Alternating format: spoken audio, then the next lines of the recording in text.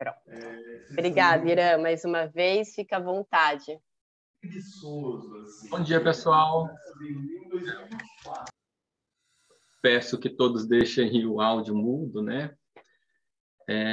Bom dia, eu sou Irã Cartacho, eu trabalho na gerência de equipamentos da Anvisa, a GEQIP. Sou engenheiro mecânico de formação, tenho mestrado em políticas públicas de saúde e fui eu quem participei principalmente da elaboração dessa nova RDC sobre softwares e venho hoje aqui apresentar para vocês, nesse curso oferecido aí pelo Albert Einstein, apresentar para vocês algo sobre o processo de regularização de software e falar alguns detalhes sobre a RDC e esse tipo de coisa. Meu plano com a apresentação é que eu siga direto, certo? Faça toda a apresentação dos 2 horários que eu tenho hoje e eu peço para vocês que anotem as dúvidas que vão ter, de tudo para a gente ficar com um tempo ao final, sei lá, talvez uma meia hora ou talvez até mais, para a gente estar esclarecendo essas dúvidas, ok? Eu peço que vocês também desliguem o áudio e o vídeo para facilitar aí para as outras pessoas que talvez não tenham uma banda tão larga aí de internet, de estar recebendo o sinal corretamente, tá ok? Eu vou abrir aqui a minha apresentação.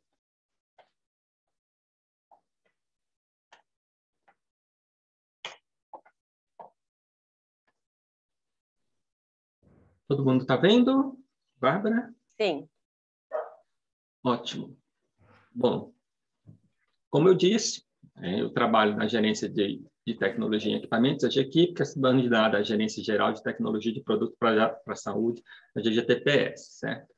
Vim hoje apresentar aqui para vocês sobre essa nova resolução que trata sobre software, que é a RDC 657, que foi publicada agora em março de 2022.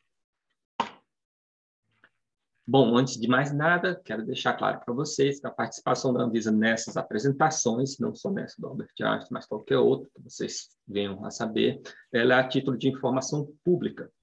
Ela se dá de forma gratuita, sem custo para o requisitante da apresentação.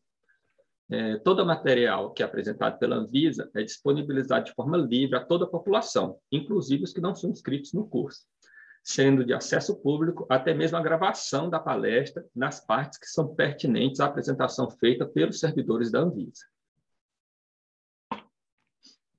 Bom, como eu disse, eu vou dar uma visão geral sobre a regulação para esse tipo de produto, no qual se enquadram os softwares, e, a princípio, eu mostro aí para vocês qual é o campo de atuação da Anvisa. É um campo bem amplo, certo? Pega desde alimentos, cosméticos, saneantes, produtos para laboratório, medicamentos, que é a parte que geralmente vem primeiramente das pessoas, quando elas ouvem falar de Anvisa, sobre regulação de medicamentos, né? Mas tem também vigilância para os mercados, fiscalização, controle de portos e aeroportos, e também produtos para a saúde, tá? Esse circuladinho em vermelho, que é a área onde eu trabalho, a GTPS cuida de produtos para a saúde, que abrange órtese, prótese, luvas, máscaras, seringas, produtos para laboratório, que fazem exames, esse tipo de coisa.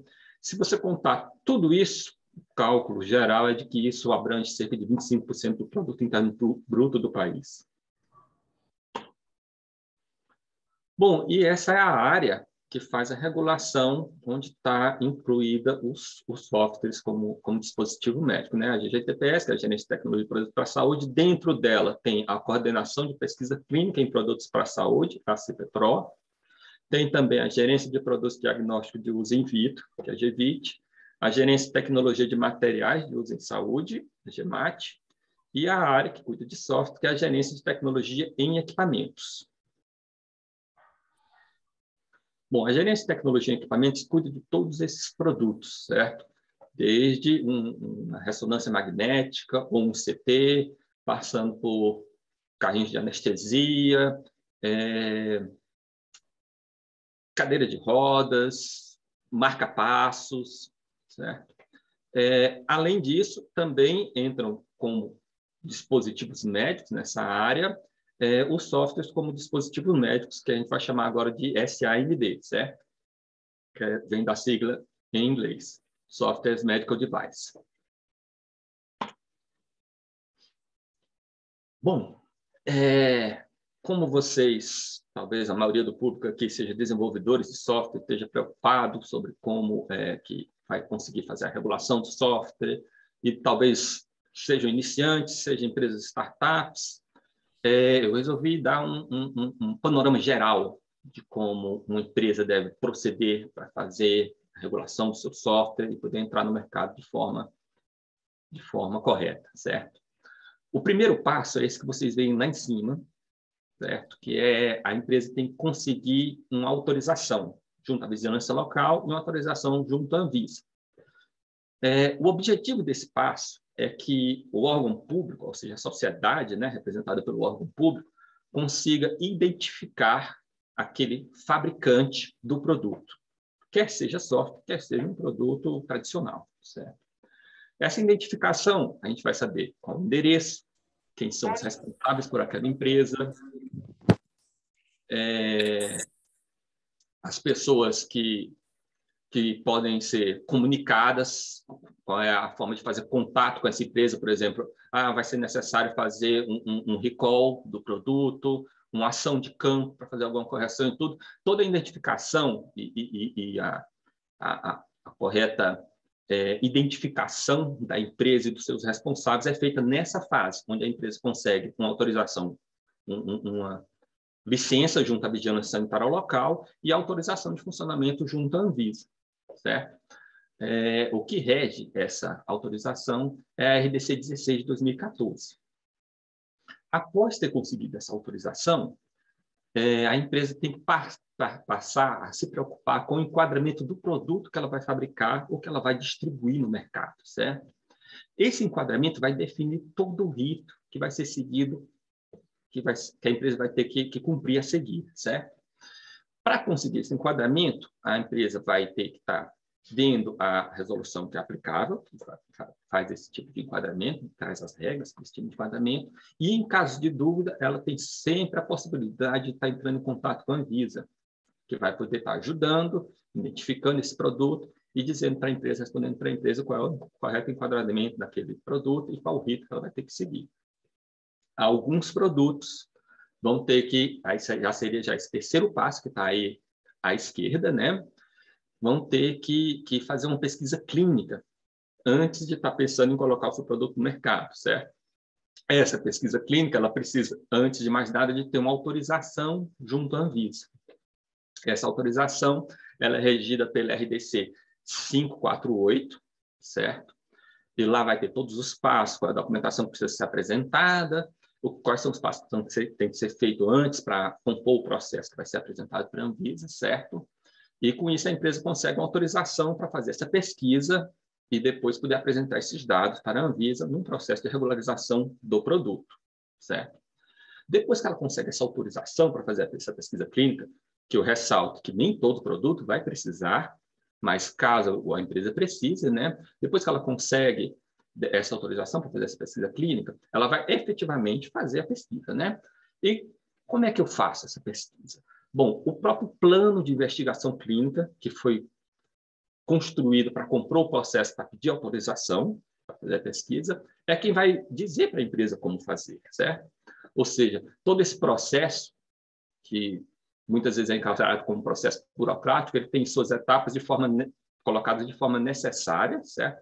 Para não só identificar todos os atores, como também levar a empresa a fazer todas as ações que são necessárias que ela faça para que ela consiga estar desenvolvendo produtos com segurança, eficácia e com a correta identificação de todos os responsáveis e efetuando todas as etapas que serão necessárias. Bom, após fazer essa pesquisa clínica, alguns produtos, e raramente software, certo? Precisa de uma certificação. Essa certificação, que é obtida junto à Inmetro, que é definida pela IN 116 de 2021, certo? É uma instrução normativa. Ela é aplicada a produtos eletromédicos. Aí você pensa assim, poxa, mas como é que um software vai ser um produto eletromédico? Eu vou ligar o software na tomada, eu ligo o computador, onde o software vai rodar e tudo. Ou o dispositivo móvel onde o software vai rodar. Bom, alguns softwares, eles possuem como acessórios, podem ocorrer deles possuírem como acessórios, alguns produtos que têm esse tipo de característica, certo? Mais na frente vocês vão entender direitinho como é que o software pode ter um acessório que é um produto físico, certo? Bom, mas se for esse o caso, esse produto pode ser que precise ser certificado. Aí basta vocês estar olhando essa instrução normativa 116, ver se aplica, quais são as normas que se aplicam, e esse processo de certificação junto à Inmetro vai ter que ser feito para ser apresentado junto com o processo de regularização do software. Bom, outra preocupação que alguns fabricantes precisam ter é a questão das boas práticas de fabricação. Bom, as boas práticas de fabricação, na verdade, é uma preocupação de todos os fabricantes, porque todos eles têm que cumprir com o que é definido nas boas práticas de fabricação. Entretanto, alguns deles precisam comprovar que cumprem isso previamente, junto à Anvisa.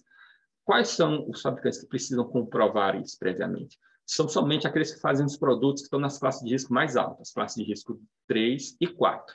Certo? Para fazer essa comprovação, obter uma certificação que comprova que eles atuam seguindo boas práticas de fabricação, eles têm que seguir a RDC 665 de 2022.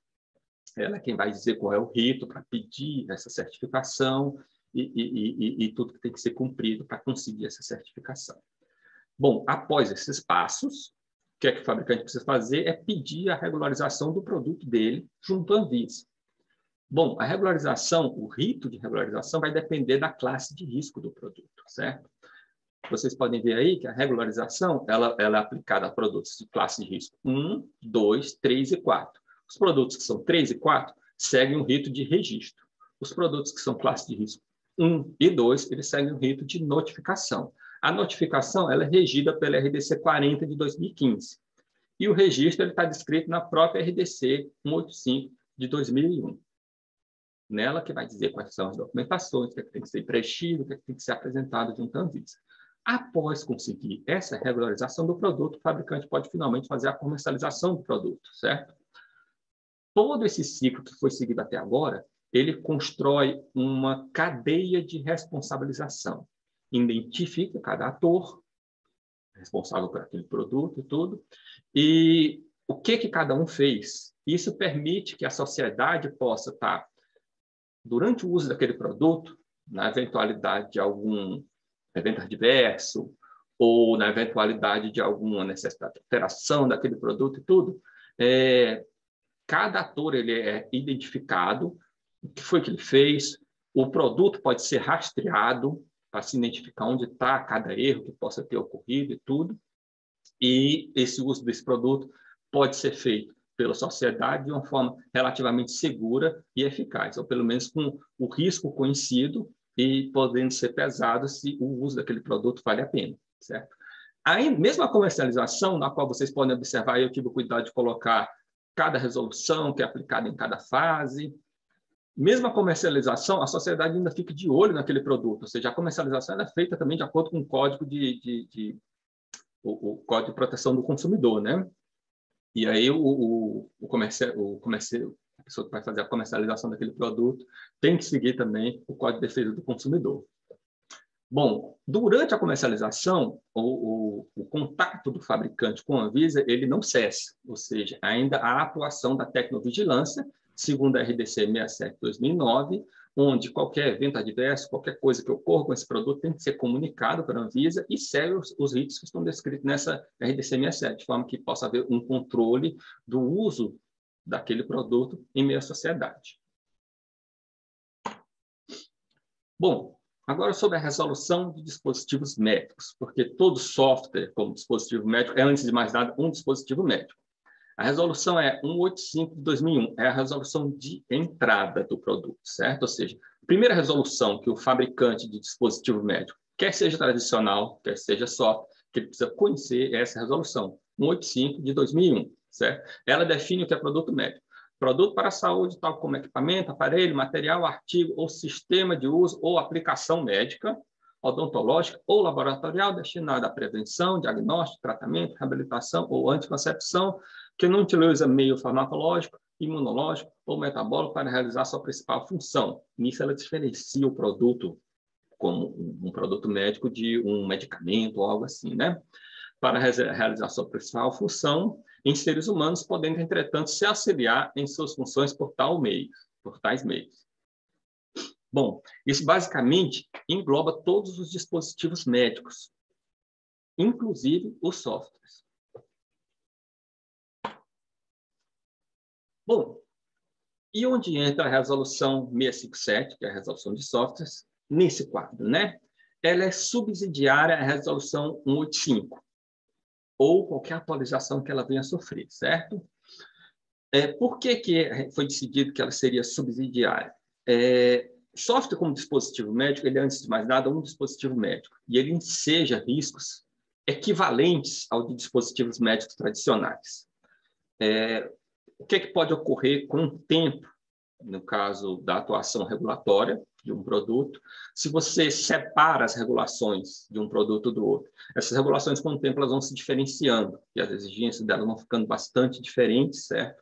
E devido aos riscos serem equivalentes, foi decidido que a regulação aplicada a softwares, ela seria mantida sob a guarda da resolução de dispositivos médicos, ou seja, tudo que é exigido de um dispositivo médico é exigido de software, a não ser nas exceções que são previstas na própria 657. Ou seja, software é um produto um pouco diferente, um bocado diferente de dispositivo médico tradicional, e por isso que foi necessário a realização dessa RDC apropriada para software, simplesmente para abarcar essas diferenças, mas não separar eles do tratamento que é dado a dispositivo médico.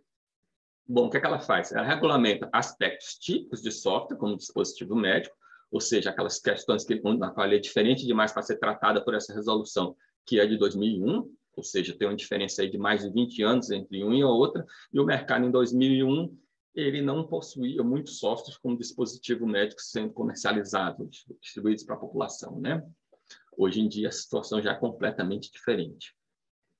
Ela determina o escopo de softwares que são considerados dispositivos médicos passíveis de regularização, ou seja, quais são os softwares que a gente vai querer que seja regularizado e quais que não vão ser regularizados.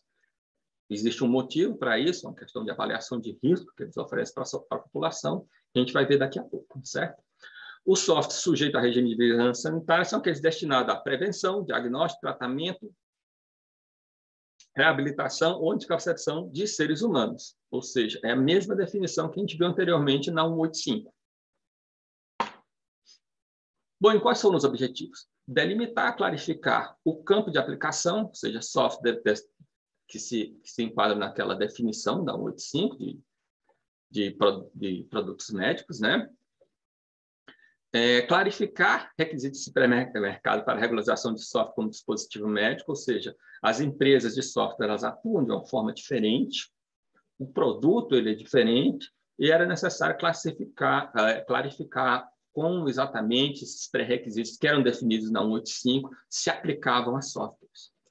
E, principalmente, fazer uma harmonização internacional com os documentos que são exarados pelo IMDRF. O IMDRF é um órgão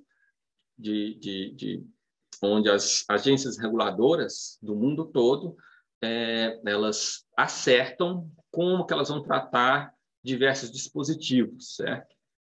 E ele emite uma documentação de orientação para essas agências, na qual elas escolhem seguir, mas à medida que você faz uma regulamentação no seu país que é adequada, ou seja, que ela é harmonizada com os documentos emitidos pelo MDRF, a expectativa é que essa documentação também seja compatível com o que está sendo aplicado pelos outros países, ou seja, com o que é aplicado pelo FDA, pela Comunidade Europeia, e no caso da resolução 657, a gente também olhou as resoluções do Canadá, Japão, Austrália e diversos outros países, para a gente ter uma resolução que fosse compatível com isso, ou seja, à medida que um fabricante desenvolve um produto para ser vendido aqui no Brasil e consegue a regularização desse produto junto à Anvisa, quando ele decidir, não, agora eu quero vender nos Estados Unidos ou na Europa, basicamente o que ele vai ter que fazer? Uma tradução dos documentos que ele já tem, ou uma separação de alguma parte daqui que seja exigir que seja separado, algum desses mercados e tudo, para apresentar, ou seja, não vai ter que ter um retrabalho, uma reconstrução de documentos para poder conseguir uma aprovação nesses outros mercados. É basicamente uma tradução dos documentos que vocês já vão ter apresentados para a Anvisa. Isso facilita que os produtos que são desenvolvidos aqui no Brasil possam ser exportados. Bom, a RDC 657/2022, ela não se aplica a softwares para bem-estar, e a gente vai entender direitinho o que são esses softwares para bem-estar daqui a pouco, certo? Softwares que estariam relacionados em uma lista disponibilizada pela Anvisa de produtos não regularizados. Essa lista já existe, ela descreve diversos dispositivos médicos tradicionais, que não precisam de regularização, e nela vai ser incluído alguns softwares que a Anvisa venha no futuro entender que não, o risco que esse software oferece, ele é pouco e não é necessário estar fazendo uma regularização desse tipo de software. E a gente vai escrever esse tipo de software nessa lista para que o mercado saiba que não precisa estar regularizando esse software junto à Anvisa, né? Bom, softwares que são utilizados exclusivamente para gerenciamento administrativo e financeiro em serviços de saúde, ou seja, não é porque o software vai ser usado no hospital ou no serviço de saúde que ele precisa ser regularizado pela Anvisa. Ele precisa ter uma função médica aplicável aos pacientes, ou seja, softwares que são usados para gerenciamento administrativo e financeiro, por mais que sejam usados em hospitais, esse tipo de coisa, por mais que eles tenham acesso a prontuário, a lista de despesas dos pacientes e tudo, ele não precisa ser regularizado junto à Anvisa. Softwares que processam dados médicos, demográficos e epidemiológicos sem qualquer finalidade clínica, diagnóstica ou terapêutica. Isso que às vezes causa um pouco de confusão, essa exceção, né? Bom, mas são aqueles softwares que não identificam os pacientes, eles não têm uma função voltada ao paciente. O que é que eles fazem? Eles fazem um estudo demográfico, um estudo epidemiológico ou algo assim. Vou dar um exemplo para vocês. Por exemplo, você tem um software que controla a quantidade de pacientes que tem alta complexidade no seu hospital. E aí o gerente usa os dados daquele software para passar alguns gráficos e tudo, ver alguma estatística e decidir se ele precisa ampliar aquela ala do hospital que trata dos pacientes de alta complexidade. Esse software não precisa ser regularizado por uma Anvisa. Certo? Ele é um software só para estudo, para tomar decisão gerencial, esse tipo de coisa. E softwares que sejam embarcados em dispositivos médicos sob regime de vigilância sanitária. Esse software não precisa ser regularizado, por quê? Porque o dispositivo médico será regularizado, e junto com ele, o software que roda nele. Ou seja, esses softwares que são embarcados são aqueles softwares que rodam no hardware do dispositivo médico. Ocorre alguns casos no qual o software ele roda em um hardware separado. Entretanto, o funcionamento daquele dispositivo médico só ocorre quando é gerenciado por esse software. Mas esses casos a gente esclarece à medida que eles aparecem, certo? Entretanto, o software embarcado é aquele...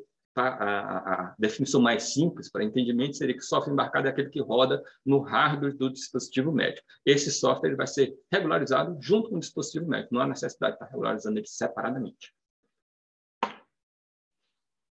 Bom, e a RDC 657, o que ela fez também? Ela definiu diversos termos que são aplicados a software, que eram importantes, certo? O que ela definiu? Software como dispositivo médico, software embarcado, avaliação clínica de software, o que seria isso? Uma validação de software, descaracterização de identidade visual, isso vocês vão entender depois, porque foi necessário definir o que é a descaracterização de identidade visual, certo?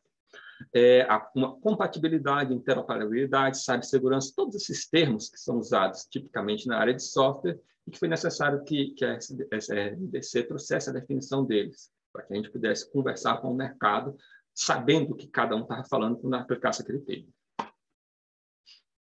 Bom, a 657, então, devido às características próprias de softwares como dispositivo médico, ela pode abrir algumas permissões, certo? Era algo que não fazia sentido, que é uma coisa que era exigida para dispositivos médicos tradicionais e não fazia muito sentido estar exigindo para software da mesma forma que era exigido para dispositivo médico tradicional. Ou seja, havia uma alternativa devido ao meio no qual aquele produto funciona, de certa forma, como ele funciona, ou seja, como o software funciona, né? Havia uma alternativa para que a intenção daquela exigência fosse atendida pelo software, sem necessariamente ter que cumprir a mesma forma que é exigido por dispositivo médico tradicional. As instruções de uso e rótulo em formato digital no próprio software. Ou seja, se o seu software, vamos dizer que ele seja distribuído digitalmente, certo? Ele pode ter as instruções de uso e o rótulo dele no próprio menu ali do software, ou em algum outro local que seja acessível para o usuário. Não há necessidade de, por exemplo, alguém faz o download do seu software, na hora que ele já estiver sendo comercializado, e você ter que, poxa, tal pessoa fez o download do meu software, tem que ter o endereço dele para enviar para ele as instruções de uso, porque a RDC 185, que foi feita há 21 anos atrás, ela exige que a instrução de uso seja impressa para o usuário, né? Bom, essa exigência não fazia muito sentido para software, a gente precisou deixar isso claro. É claro que a gente não vinha exigindo isso antes da RDC 657, mas isso era necessário ser colocado por escrito na resolução, né? Outra coisa que ela permitiu também foi que menu em língua inglesa ou espanhola, desde que o software não seja de uso leigo e sendo respeitados alguns requisitos e o risco sendo analisado. Ou seja, os softwares, essa permissão foi principalmente para a importação de softwares, né? Ela permite que o menu esteja em língua inglesa ou espanhola, se o software não for para uso leigo, certo? Caso seja um software para uso leigo, ele vai precisar ter um menu em português, certo? E também tem que ser respeitado alguns requisitos que estão descritos lá na 657, e o fabricante também, o importador, ele vai precisar fazer uma análise de risco. Nessa análise de risco, essa obrigação, ele vai precisar, na análise de risco do produto, ele vai precisar abordar essa questão. Se o uso daquele menu em língua inglesa ou espanhola, se ele não vai trazer algum risco adicional que possa impedir do software estar sendo disponibilizado dessa forma. O objetivo dessa permissão é que a importação desses produtos possa ser feita de forma mais rápida, esses produtos possam estar atendendo a população brasileira sem estar necessariamente exigindo que o menu seja traduzido, ou seja, toda aquela questão de refazer a programação do software para contemplar um menu em português. Bom, outra coisa, outra permissão que a RDC 657 abriu, foi que os softwares como dispositivo médico que foram desenvolvidos internamente pelo serviço de saúde, que sejam de classe de risco 1 e 2, não precisam ser regularizados junto à Anvisa. Os serviços de saúde devem validar internamente e eles não podem ser comercializados. O objetivo dessa terceira permissão, que foi aberta pela 657, é permitir que aqueles centros tecnológicos que funcionam em hospitais-escola, em grandes centros, e até mesmo alguns hospitais ou serviços de saúde menores que fazem esse tipo de desenvolvimento, que esses centros possam florescer e vir a ser a semente para a produção de diversas tecnologias no âmbito de software como dispositivo médico. Ou seja, os softwares que possuem a classe de risco menor, foi aberta essa permissão de que eles sejam usados pelo serviço de saúde ou pelas suas filiais, ou seja, eles só vão poder ser aplicados aos pacientes desse serviço de saúde. Por quê? Porque lembra que a gente construiu toda aquela cadeia de responsabilização que eu mostrei para você alguns slides atrás? Aquela cadeia de responsabilização ela permite que a população seja protegida no uso desse produto, certo? E se eu permito que algum software, como dispositivo médico, não seja regularizado junto à Anvisa, eu preciso estar recompondo essa cadeia, já que eu tirei uma parte dela de funcionamento, né? E a proteção que a população vai ter para esses produtos que são desenvolvidos internamente em house é a responsabilização do próprio serviço de saúde. O próprio serviço de saúde ele já tem um conjunto de responsabilidades dele, da própria atividade dele, certo? Junto à Anvisa, e a responsabilização pelo uso desse produto desenvolvido internamente, ela é colocada junto desse rol de responsabilidade do serviço de saúde. Por isso que ela é exigido que o software seja validado internamente, certo? E é exigido também que ele não seja comercializado, porque à medida que esse software for comercializado, ele vai para pacientes que não estão na guarda daquele serviço de saúde e o serviço de saúde fica incapaz de estar se responsabilizando pelo que aconteceu com aquele software. Ou seja, se um software é desenvolvido internamente, por exemplo, em um hospital-escola ligado a alguma universidade, e no futuro, depois de ter usado aquele software lá dentro, os fabricantes deles se sintam à vontade e desejem, olha, agora eu quero estar vendendo esse software, quero comercializar. Aí, o que ele vai ter que fazer? Ele vai ter que levantar toda a documentação e fazer a regularização desse software junto à Anvisa antes de estar comercializando. Ou seja, o software que for desenvolvido internamente, ele pode, no futuro, vir a ser comercializado. Porém, antes ele vai ter que passar pela regularização. Bom, a 657 também exige do software, e essas exigências que a gente colocou não são exigências novas. Elas são exigências que já haviam para dispositivo médico, mas que a gente teve que traduzir para a linguagem normal, a linguagem que é aplicada no ramo de software, certo? Bom, o que ele precisa? Precisa de procedimentos para a atualização do software, precisa também ter descrito na documentação dele os requisitos mínimos de hardware e software, que vai precisar estar usando para funcionar corretamente, os princípios de funcionamento, algoritmos, rotinas e fórmulas utilizadas. Muitas vezes o fabricante olha para isso aqui e diz assim, nossa, mas eu vou ter que estar escrevendo basicamente todo o código lá para a Anvisa. Não, de forma alguma, certo? É um princípio de funcionamento, os algoritmos simples, certo? Ou seja, uma tradução do que... A gente precisa entender como o software funciona, certo? Para ver se a gente poder verificar minimamente se todos os riscos do funcionamento daquele software estão sendo cobertos pelo fabricante, certo? Aí, essa questão do princípio de funcionamento, algoritmos, rotinas e formas utilizadas, é uma descrição generalista do que está sendo usado naquele software, certo? A gente precisa saber os alertas e advertências. Esses alertas e advertências, por exemplo, tem algumas situações na qual o software não pode ser usado, ou ele não pode ser usado em conjunto com alguma outra coisa e tudo. Isso precisa estar bem descrito ali para o usuário, né? Especificações de interoperabilidade e indicação de compatibilidades do produto, certo? E informações também de cibersegurança. Tudo isso precisa estar descrito na documentação que vai ser apresentada para a Anvisa. Bom, agora mais uma palhinha sobre essa questão da classificação de risco, que é uma coisa que o fabricante precisa estar fazendo, né? Como vocês viram anteriormente, naquele ciclo de regularização do software que eu descrevi, a definição da classificação de risco ela é muito importante porque ela define o rito que vai ser seguido, né, para o produto. Definindo esse rito, você vai ter definido quais são as documentações que precisam ser levantadas e quais as que vão precisar ser apresentadas, né? Bom, e essa classificação de risco eu consigo onde? É na RDC 185/2001, ou seja, a mesma classificação de risco que é aplicada a dispositivos médicos tradicionais, ou seja, se um software tem um tipo de funcionamento, ele faz um tipo de função, ele enseja riscos semelhantes a um produto tradicional que faz esse mesmo tipo de função. Daí ele ser classificado pelo mesmo tipo de regra. Essas regras estão lá na RDC 185/2001. Futuramente, vai ter uma regra específica para software na resolução que for substituto da 185. Ela já está sendo trabalhada. Essa resolução ela demora um pouco mais para sair. Por quê? Porque ela tem que ser acertada junto ao Mercosul, ela tem que ver toda essa questão também de harmonização dela, ou seja, a harmonização não é só exigida, a gente não teve essa preocupação com a harmonização somente para softwares como dispositivos médicos. Ela também é feita, essa harmonização, também para dispositivos médicos tradicionais, ou seja, toda a resolução que é colocada para reger dispositivos médicos como um todo, ela é harmonizada com as resoluções que são aplicadas lá fora, de forma que o fabricante não tenha dificuldade de estar exportando o produto que é feito aqui no Brasil, né? Mas a revisão da 185, que já está sendo feita, né? Ela vai ter uma regra específica para software.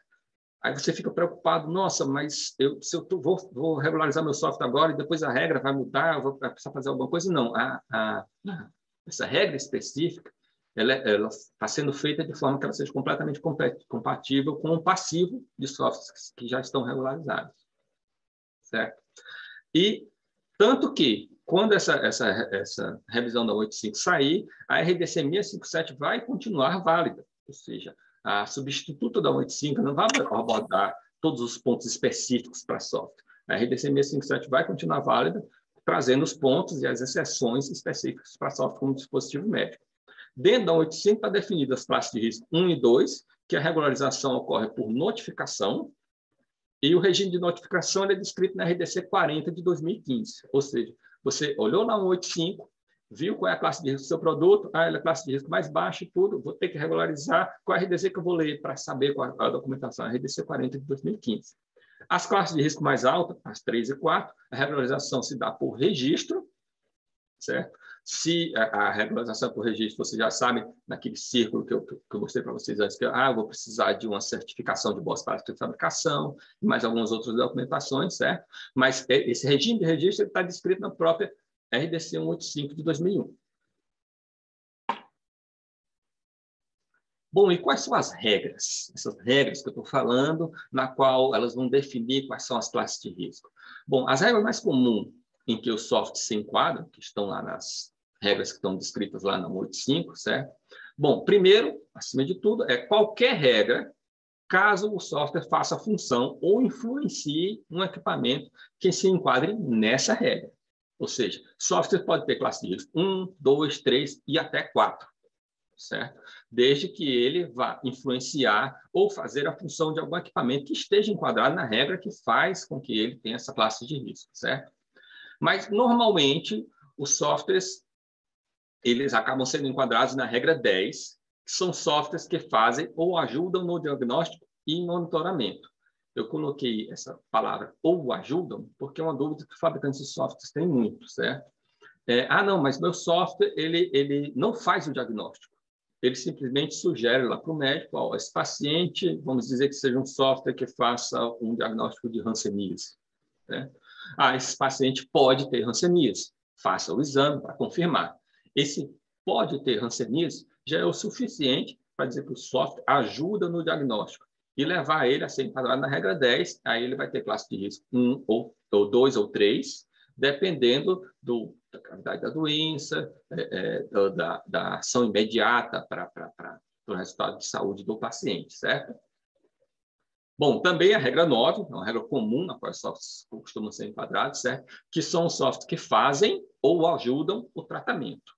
Ela engloba classe de risco 2 ou 3. Lembrando que, se for 2, o regime é o regime de notificação, o regime de regularização, né, que é descrito na RDC 40, e se for classe 3, ele já passa para o regime de regularização, né, por registro, que é descrito no 185. Né? Muitos softwares também se enquadram na regra 12, que são softwares, em geral, com outras indicações, e a regra 12 contempla a classe de risco 1, certo? Agora, você ficou em dúvida se realmente o meu software vai ser classe de risco 2 ou 3, na regra 10 ou 9, eu até sei que ele é da 10, mas não sei se ele vai ser classe de risco 1 ou 2. Você pode confirmar o risco usando a tabela do IMDRF, ou seja, essas regras elas são compatíveis com essa tabela que foi usada pelo IMDRF. Essa tabelinha vocês podem ver aí ao lado, em azul, certo? Ela dá as dimensões para a saúde do paciente, se ela é crítica, se ela é séria ou se ela não é séria, e as dimensões da ação do software, que um software que é usado para tratar ou diagnosticar, um software que é usado para direcionar o gerenciamento clínico do paciente, ou um software que é usado para informar esse gerenciamento clínico. Aí você pode dizer, meu software... Vamos pegar aquele exemplo que eu coloquei antes de um software para diagnóstico de hanseníase, certo? Ela é uma condição crítica, séria, não séria? Como é essa, a condição de hanseníase? Aí, dependendo, não. A condição de hanseníase ela é considerada uma condição séria, certo? Porque o paciente pode vir a óbito, mas esse óbito é imediato, não é? Aí, não, essa condição ela é considerada, então, não séria, por quê? Porque é uma doença que evolui muito lentamente, tudo, e ele é usado para diagnosticar essa condição. Então, ele vai ser classe de risco 2, certo? Isso aí depende, então, da doença, certo? Não, mas é um software que ele é usado para fazer o diagnóstico de uma condição cardíaca, na qual o paciente pode vir a óbito muito rapidamente, ou um software usado para, por exemplo, fazer a medida de fazer cálculo de bolos ou fazer a medida da glicemia do paciente, certo? O paciente vai tomar insulina com base na resposta que o software está dando, certo? Se ele tomar uma insulina errada, de forma errada, ele pode vir a óbito muito rapidamente, vai ser uma condição séria ou crítica, certo? E ele está sendo usado para fazer o gerenciamento o gerenciamento clínico, ou seja, ele vai orientar o gerenciamento clínico. Se ele tem um resultado de glicemia muito baixo, ele vai tomar menos insulina ou mais, certo? Aí ele vai estar tratando uma condição crítica, certo? Porque o óbito do paciente ou o agravamento da saúde dele pode vir muito rapidamente, certo? Mas ele está simplesmente gerenciando, ou ele simplesmente está orientando o gerenciamento clínico. Aí ele vai entrar ali na classe de risco 3, certo? Ah, não, mas é uma condição que não é muito grave, certo? Aí ele entra aí como não séria e ele vai gerenciar, orientar esse gerenciamento clínico, ele entra na classe de risco 1. Aí você, não, mas aqui na tabela do RMDRF, eu estou vendo que meu software vai entrar na classe de risco 1. Vamos olhar as regras? Qual regra que vai se aplicar? Geralmente, esse tipo de software você vai encontrar que o enquadramento dele vai se encaixar ali na regra 12. Certo? Não, mas é um software que ele orienta o gerenciamento clínico de uma condição crítica. Aí é um software que faz ou ajuda no tratamento, né, que ele vai ajudar nas decisões de tratamento desse paciente. Aí ele vai se enquadrar ali na regra 3, na regra 9, na classe de risco 3. Deu para entender? Isso precisa de alguma experiência para estar tratando isso, certo? Mas com o tempo a gente ganha isso e a Anvisa está sempre a postos para ajudar vocês. Ou seja, aquela questão do enquadramento, onde a gente fala, se comunique com a Anvisa, certo? Faça uma consulta, fale pelos canais que a Anvisa deixa aberto para atendimento ao público, certo? Serve para ajudar também os fabricantes a fazer isso. Eu ainda estou em dúvida, ou eu estou inseguro se realmente a classificação de risco que eu fiz. Faz uma consultazinha para a Anvisa manda para você a confirmação e você vai saber qual é o regime que você vai ter que seguir para fazer a regularização, para a documentação que você vai precisar levantar. Bom, essa RDC também estabelece a necessidade de conformidade com normas, certo? Essa exigência também é aplicada a dispositivos médicos, mas foi necessário deixá-la bem clara como é que ela é entendida para software, certo? Essas normas, elas ditam sobre ciclo de vida, sobre usabilidade e gerenciamento de risco, ou seja, o software vai precisar estar conforme essas normas, ou normas que são equivalentes a essas, né? E ela também estabelece situações nas quais devem ser solicitadas alterações aos processos de regularização. O que acontece? Você regulariza um software ou um dispositivo médico e no futuro você faz uma mudança nesse software. Eu vou ter que regularizar ele de novo. Eu coloquei uma nova versão de software, eu quero colocar uma nova versão de software no mercado. Eu tinha um software, já estava regularizado na Anvisa, e agora eu estou lançando a versão 2 dele. Eu preciso regularizar a versão 2? Não, não é exatamente isso. Você vai fazer uma alteração no processo de regularização que você tem, na qual você vai informar essas mudanças. Entretanto, software, diferente de dispositivo médico tradicional, ele sofre mudanças e alterações com muito mais frequência, certo? E vendo essa característica própria de software, a gente resolveu definir na 657 exatamente isso, orientar os fabricantes de quando que é necessário fazer essa alteração, certo? Essas alterações que precisam ser informadas na Anvisa são somente as alterações nas indicações de uso, certo? Ou nas funcionalidades que altere, ou nas funcionalidades do produto, mas nas funcionalidades que são relacionadas à função médica desse software, certo? E também as alterações que mudem a identificação visual do produto.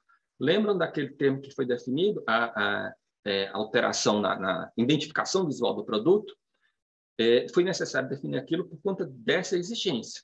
Ou seja, essa exigência de que um software, quando ele tiver uma alteração na identificação visual dele, ou seja, ele visualmente ficou completamente diferente, de forma que você não consegue mais nem perceber ele como sendo o produto que foi regularizado, ela precisa ser informada à Anvisa. Qual foi a preocupação com isso? A preocupação é que algum software que seja regularizado na Anvisa, certo? Acabe no futuro sendo substituído por outro, que convenientemente tem o mesmo nome, certo? Mas que não é o mesmo produto, ele funciona de forma totalmente diferente, certo?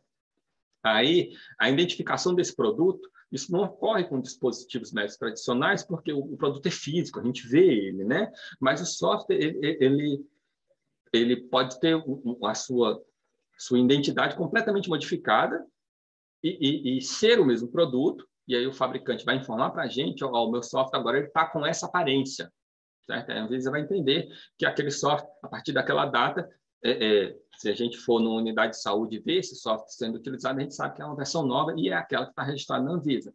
Entretanto, isso também evita que um software que seja diferente, mas que esteja lá com o nome daquele que foi regularizado, entre no mercado, se passando pelo que está regularizado, né?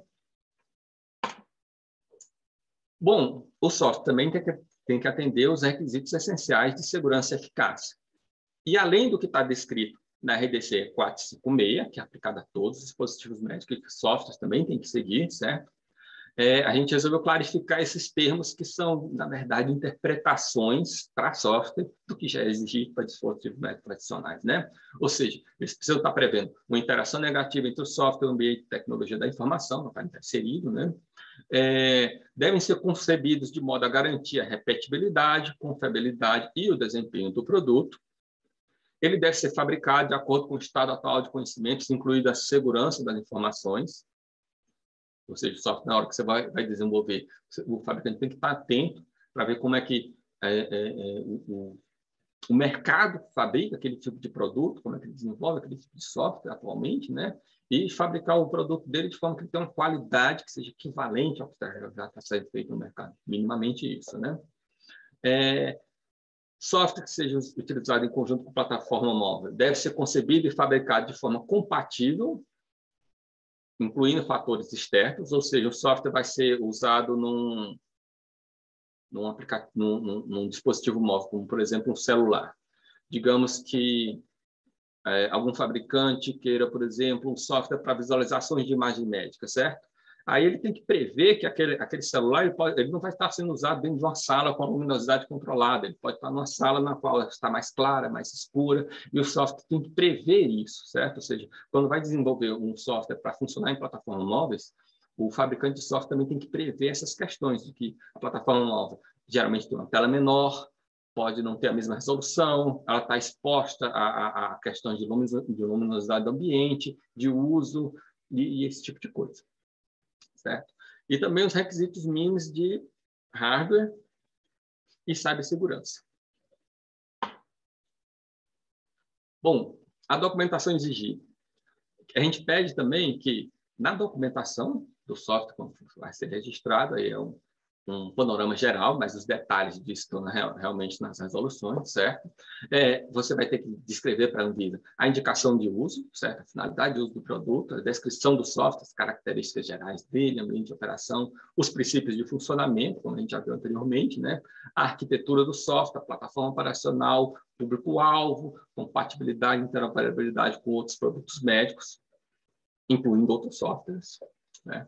Características de segurança, controle de acesso, esse tipo de coisa. É preciso ir no detalhe mínimo? Não. A gente quer ver de forma geral como que aquele software está inserido no mercado, que tipo de tecnologia que ele está usando para tratar cada um desses aspectos aí. O treinamento necessário também para o usuário, ou seja, é para o usuário leigo, é para um usuário treinado, o usuário precisa ter uma formação superior, esse tipo de coisa.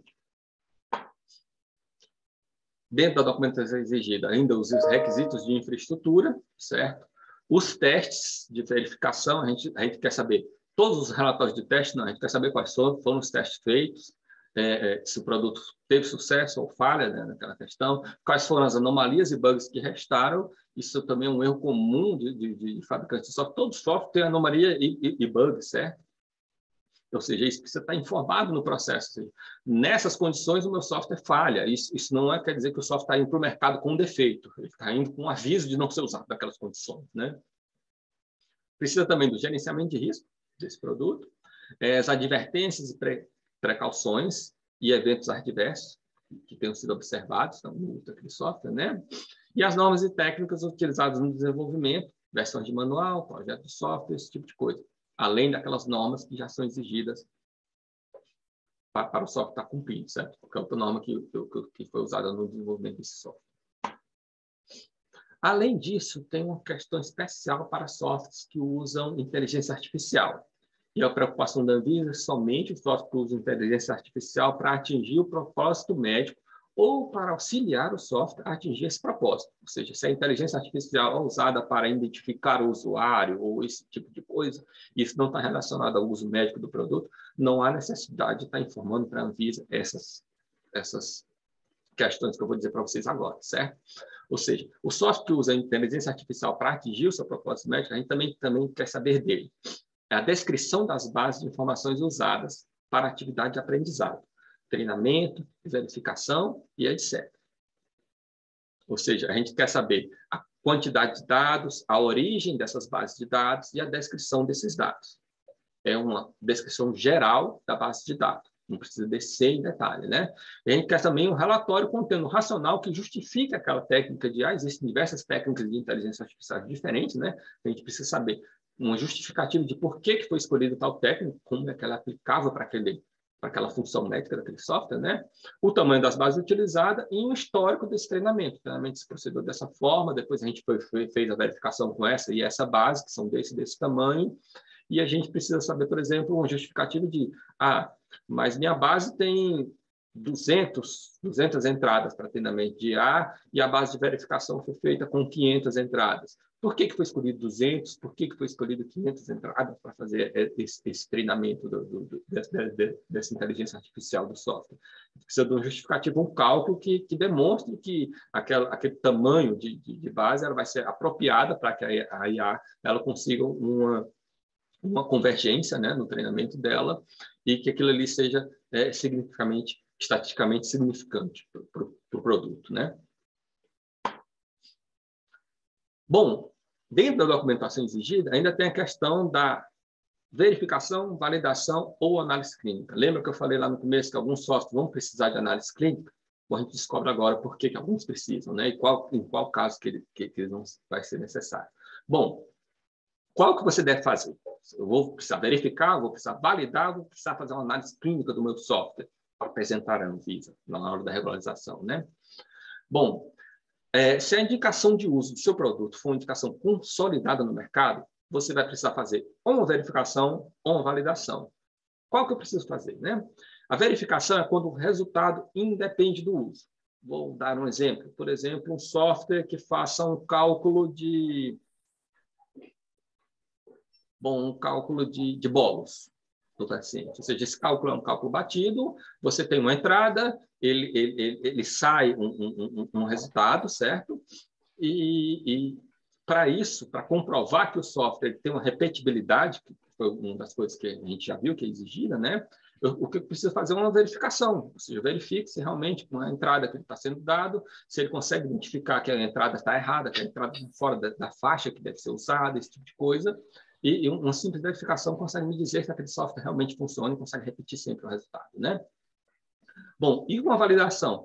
Vamos dizer que ela é feita quando o resultado ele pode variar dependendo das condições de uso do software. Vamos ver aqui um software que faça um diagnóstico de hanseníase, baseado numa foto da lesão que o paciente está apresentando, certo?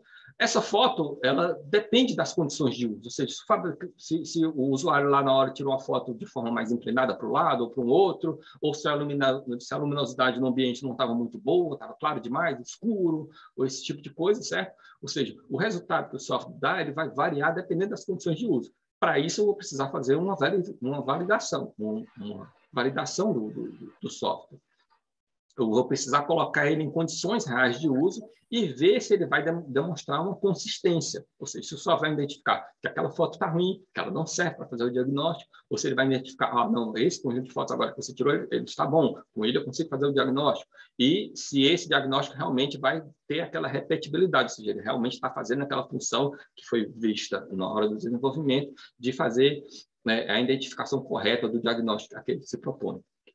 Entenderam bem a diferença? Ou seja, se for verificação, é quando aquele software simples, direto, tem a entrada e a saída, certo? E a validação é quando o resultado depende das condições de uso do produto.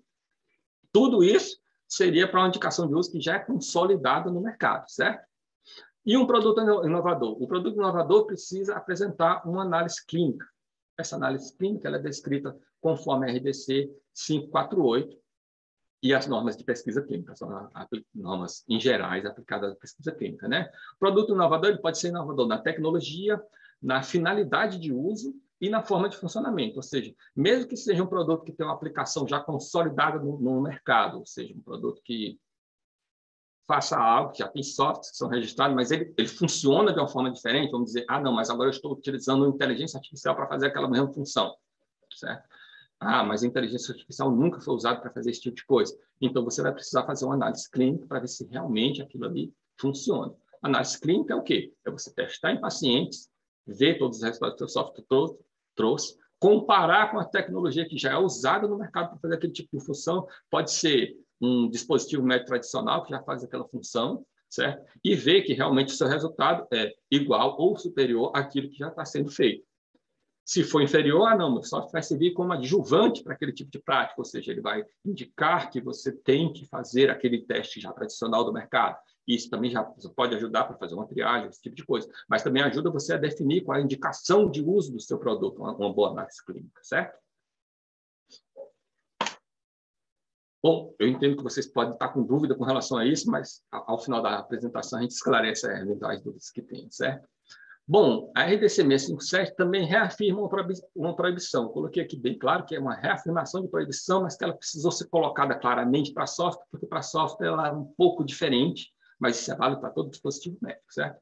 O fabricante não poderá comercializar sob forma de licenciamento ou equivalentes, ou disponibilizar a novos usuários o SMD e suas atualizações que ele esteja com regularização vencida ou cancelada. Ou seja, o software, qualquer regime que ele tenha sido regularizado, ele tem uma regularização junto à Anvisa, um número que identifica essa regularização, certo? Ela pode ser vencer, no caso dos softwares 3 e 4, né? Se o fabricante não renovar, ou ela pode vir a ser cancelada por um motivo ou outro. Até o próprio fabricante pode pedir para cancelar isso, eu não tenho mais interesse em comercializar isso, eu quero que seja cancelado, certo? Bom, se ele tiver com a regularização vencida ou cancelada, esse software não pode ser mais comercializado. O software ainda pode ser usado, ou seja, aquele hospital no qual os médicos são bem tradicionalistas e ficam lá usando aquele software que já foi vendido há 20 anos atrás, o fabricante nem existe mais, a regularização dele junto à Anvisa está cancelada, aquele serviço de saúde ele pode continuar usando aquele software indefinidamente, enquanto ele achar apropriado, desde que o software tenha sido comercializado para o serviço de saúde, quando o registro era válido.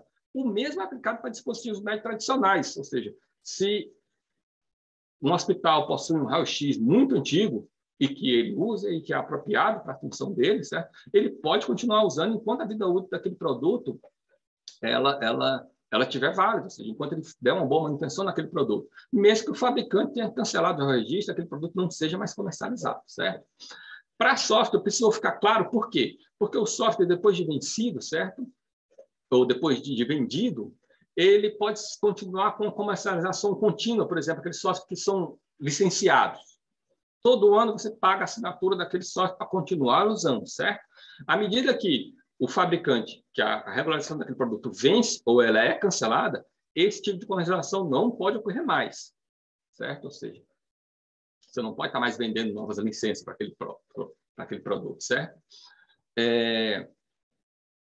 Também tem a questão da atualização, certo? Muitas atualizações elas são comercializadas. Você compra o software e à medida que sai uma nova atualização, você compra essa atualização para o software. Se a regularização dele tiver vencido ou cancelado, o fabricante não pode mais estar vendendo a atualização.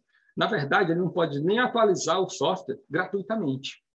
Ou seja, o software no qual ele venceu ou cancelou o registro dele, o fabricante, por mais que ele queira, não, mas eu lancei aqui uma atualização para esse software, eu quero distribuir gratuitamente nas pessoas que compraram ele. Ele não pode mais estar fazendo isso, porque essa atualização não pode mais ser informada para a Anvisa. O software não tem mais um registro ativo na Anvisa. Ou seja, todas as alterações que ele fez, ele não pode comunicar mais para a Anvisa. Certo? Aí, se ele quiser estar fazendo atualizações e tudo no software, ele tem que manter o registro ativo. Isso é uma responsabilidade que o fabricante precisa estar ciente disso. Ou seja, enquanto aquele software eu quiser estar comercializando ele, quiser estar disponibilizando atualizações para ele, eu tenho que manter o registro dele na Anvisa ativo. Bom, e o que a 657 não aborda? Ou seja, ela deixa para as outras resoluções, que são aplicadas a dispositivo médico, esses assuntos. Boas práticas de fabricação, que são definidas na RDC 665, de 2022, certo?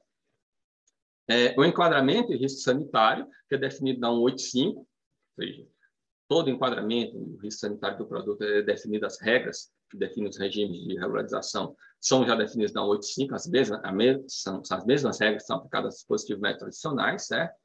Requisitos de segurança e eficácia, que estão descritos na 546, ou seja, os requisitos de segurança e eficácia não são somente aqueles que eu abordei aqui nessa apresentação, tem muitos outros que também são dirigidos aos dispositivos médicos, certo? E ensaios clínicos com dispositivos médicos, que é a 548/2021, que define. Bom, pessoal, acho que a gente vai ficar com bastante tempo aí para esclarecendo as dúvidas, né? Obrigado. E, bom, aí tem os contatos da Anvisa, certo? Bárbara? Irã, obrigada mais uma vez pela apresentação. Eu acho que eu vou abrir para as dúvidas aqui. Tem algumas no chat, mas se a pessoa quiser abrir a câmera, abrir o microfone e perguntar pessoalmente para o Irã, pode ficar à vontade. Tem alguém que gostaria de começar?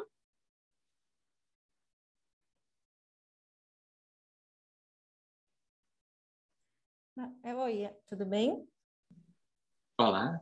Obrigada pela primeiramente agradecer, obrigada pelos esclarecimentos. Eu fiquei com um pouquinho de dúvida nesse finalzinho aí com relação aos softwares, essa parte de que se ele não tiver mais licença, ele pode ser utilizado, pelo menos foi isso que eu entendi, né? Que se ele não pode mais ser comercializado, nem as atualizações, mas o hospital, o laboratório, ou seja, a instituição de saúde pode utilizar.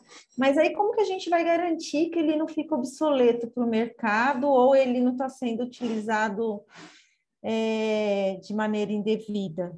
Como que vai garantir isso? É assim, o serviço de saúde, que é quem usa os dispositivos médicos, ou os softwares como dispositivos médicos, ele tem um conjunto de responsabilidades próprias dele, própria de toda a regulamentação que define essas responsabilidades para o serviço de saúde, né? Uma das coisas são as práticas que esse serviço de saúde executa nas suas instalações, né? Ou seja, o serviço de saúde ele tem uma independência para estar decidindo se determinada tecnologia é apropriada para ele tratar os pacientes dele ou não, certo? E essa regra ela é válida para dispositivos médicos tradicionais também, certo? Se o produto está obsoleto ou não para o uso naquele serviço de saúde, o serviço de saúde ele tem essa independência de estar decidindo isso, certo? Agora, é claro, se houver algum evento adverso, porque, não, essa tecnologia aqui ela está obsoleta e não deveria estar sendo usada, existe forma de tratamento melhor, isso cai na responsabilidade do serviço de saúde. Ou seja, o fabricante, à medida que ele não tem mais o registro na Anvisa, certo? Ele é responsável pelos produtos que foram vendidos, certo? Mas esse tipo de responsabilização sobre, mas essa tecnologia ela já está ultrapassada, deveria estar sendo usado um melhor, isso aí recai na própria responsabilização do serviço de saúde. Ou seja, o serviço de saúde, os médicos, eles são independentes para tomar esse tipo de decisão. Isso também, de certa forma, protege esses locais, porque imagine que um fabricante está vendendo um certo produto e ele resolve não comercializar mais ele e tira o registro dele junto à Anvisa. Aí todos os locais que tiverem comprado esse produto, de repente vão ficar proibidos de estarem usando. Seria, assim, de certa forma, inapropriado esse tipo de coisa, né? Aí essa decisão sobre quando deixar de usar um dispositivo médico ou uma determinada tecnologia, inclusive de softwares, ela é uma decisão do próprio serviço de saúde. Tá, entendi. Tá bom. Obrigada. De nada. André Ramos, está com a mão levantada. Olá, pessoal. Tudo bem? Bom dia para todo mundo. Parabéns, Inan, pela apresentação muito esclarecedora. Gostei muito mesmo. Mas agora eu fiquei com uma dúvida no seguinte ponto. Me parece vamos dizer, uma bitributação. É o mesmo princípio, porque se você acabou de falar assim, a gente tem, enquanto software as a Medical Device, fazer os nossos registros, só que o serviço de saúde, que também já tem que fazer um registro lá e ele assume responsabilidades, ele também é responsável por aquilo ali. Ele tem autonomia para selecionar o que ele quer fazer, o que ele quer utilizar. Não se, aí o que eu tô vendo um conflito, porque imagina o seguinte, a Anvisa está dizendo o seguinte, esse produto funciona, o serviço pode discordar e pode ser o inverso também.